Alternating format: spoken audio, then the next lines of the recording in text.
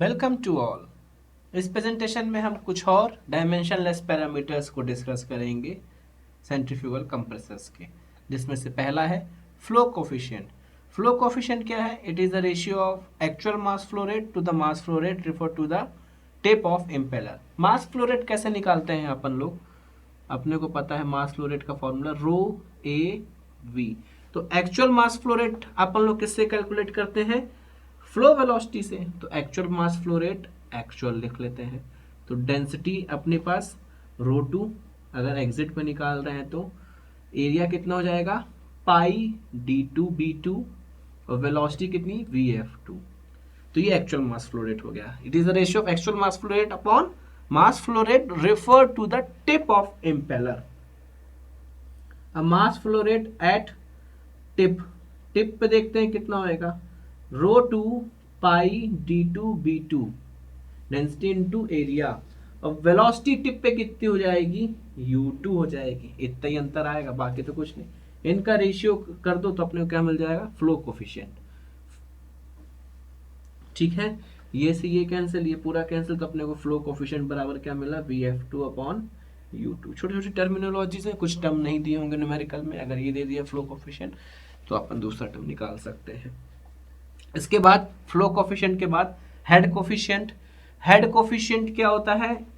It is defined as the ratio of increase in enthalpy in a stage to the kinetic energy corresponding to tip velocity.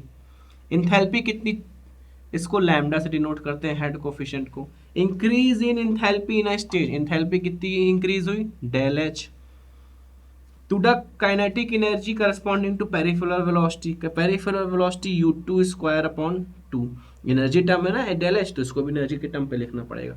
तो ये अपना क्या हो गया? Head coefficient. उसके बाद एक और इंपॉर्टेंट कोफिशिएंट आता है प्रेशर कोफिशिएंट। उसको समझने से पहले थोड़ा सा यहाँ पे देखिए।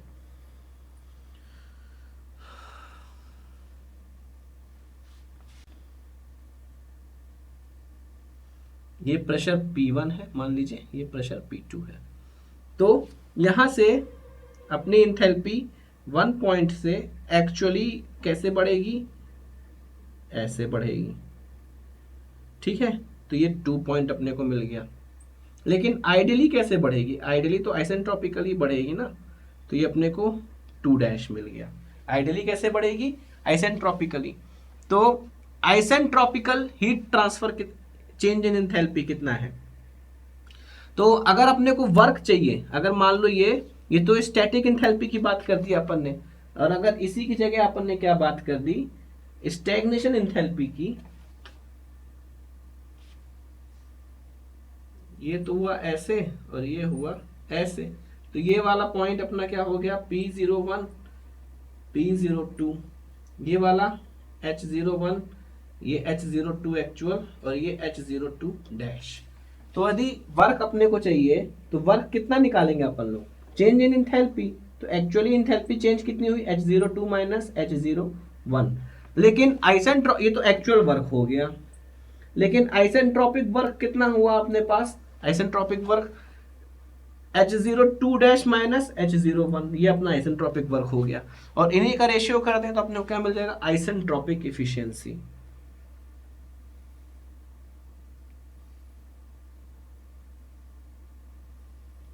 Isentropic efficiency. अब बताइए वर्क कौन, अपन लोग वर्क क्या कर रहे हैं? कंप्रेसर में दे रहे हैं। तो कंप्रेसर में वर्क कौन सा कम होगा? जो आइडियल प्रोसेस होगी। आइडियल प्रोसेस कौन सी है? आइसेंट्रोपिक वाली। तो इफिशियंसी क्या होगी? हमेशा लेस देन 1 होगी। तो जो छोटा वाला पार्ट रहेगा वो ऊपर आएगा। तो छोटा वाला पार्ट कौन सा है? W isentropic upon W actual.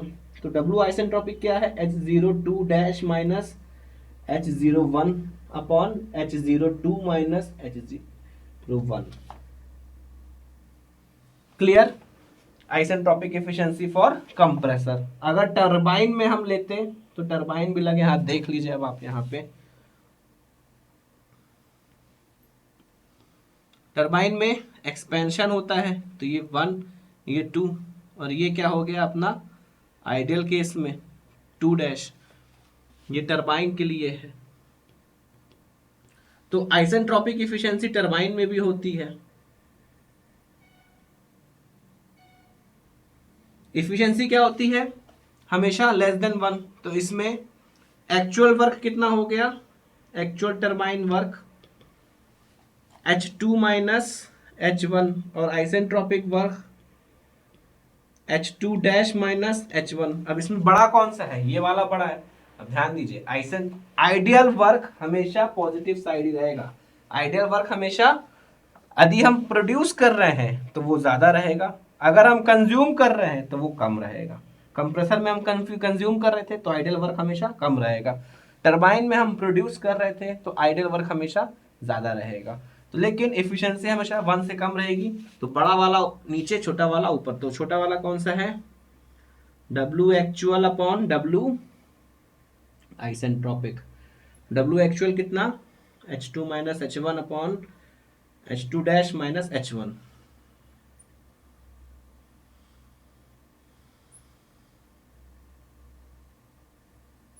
तो टरबाइन और कंप्रेसर के लिए आइसेंट्रोपिक एफिशिएंसी उल्टी है। मतलब समझ में आया डिटेल। उसके बाद अब कंप्रेसर में अपन लोग ने स्टैग्नेशन क्यों लिखा, क्योंकि अपन ने वेलोसिटी को भी कंसर्न करना पड़ता है।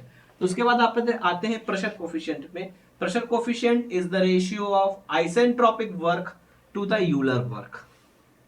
प्रेशर कोफिशिएंट 5P से रिप्रेजेंट होता है, ratio of isentropic work isentropic upon work Euler. Isentropic work अभी हमने देखा कितना है, S02 dash minus S01। Euler work हमने देखा कितना है, VW2U2। उसको और तोड़े तो CP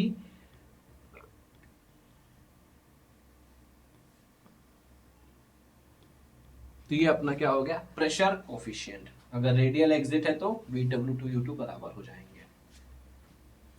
ठीक है, इसके बाद एक फाइनल टर्म लिखते हैं अपन लोग, pressure coefficient is equal to slip factor into power input factor into isentropic efficiency. Na से रिप्रेजेंट करते हैं आइसेंट्रोपिक एफिशिएंसी को, इसमें Na। तो ये इसका एक फॉर्मूला हो गया किसका, प्रेशर कोफिशिएंट। यदि नहीं दिया हो तो slip factor power input factor into isentropic efficiency बराबर मल्टीप्लाई करेंगे तीनों को तो बराबर किसका आएगा, प्रेशर कोफिशिएंट के बराबर आएगा। और कंप्रेसर वर्क अपने को कितना मिल गया, 5S psi U2 square. Impeller work है which is equal to the compressor work obtain from steady flow energy equation, because work transfer occur only in impeller. तो ये इम्पेलर वर्क है, स्टेडी फ्लो एनर्जी इक्वेशन से जो आएगा वही अपने को यहां से मिला है। क्लियर, आई होप ये सारे डायमेंशनलेस फॉर टर्म्स आपको क्लियर हुए होंगे। इसके बाद अब हम लोग न्यूमेरिकल पार्ट में एंटर करेंगे। Thanks for paying your attention.